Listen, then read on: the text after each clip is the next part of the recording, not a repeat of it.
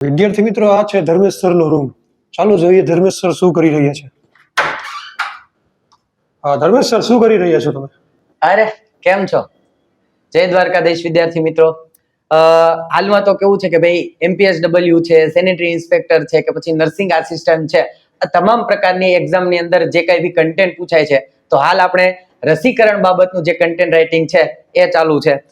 જોઈ લઈએ કે ભાઈ રસીકરણની અંદરથી આપણને કેવા ક્વેશ્ચન પૂછાય. તો ભાઈ રસીકરણની અંદરથી આપણને ઘણી વખત ડીપીટી રસી છે એમના ક્વેશ્ચન જોવા મળે. તો ભાઈ ડીપીટી રસીની અંદર જોઈએ તો ડી ફોર ડિપ્થેરિયા કે જેની શોધ 1923 ની અંદર કરવામાં આવી હતી ગેસ્ટોન રેમન દ્વારા. ત્યારબાદ પી ફોર પર્ટ્યુસિસ કે જેની શોધ 1930 થી 36 દરમિયાન કરવામાં આવી હતી અને તેના વૈજ્ઞાનિકનું નામ છે પર્લ કેડ્રિક્સ અને ગેસ એલ્ડરિંગ. ત્યારબાદ ટી ફોર ટીટેનસ કે જેની શોધ 1924 માં કરવામાં આવી હતી, તેના શોધક રેમન અને ઝોલર છે.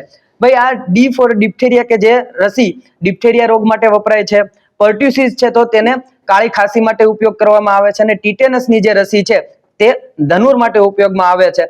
આ તમામ પ્રકારની જે રસી છે તેની શોધ 1948 દરમિયાન કેડ્રિક્સ અને એલ્ડરિંગની જે ટીમ છે એમના દ્વારા ત્રણે ત્રણ રસીનું સંયોજન કરવામાં આવ્યું અને એક રસી બનાવવામાં આવી કે જેને આપણે ડીપીટી તરીકે ઓળખીએ છીએ.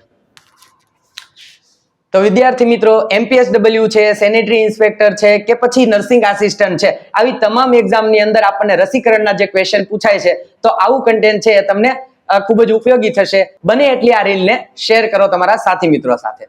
ધન્યવાદ.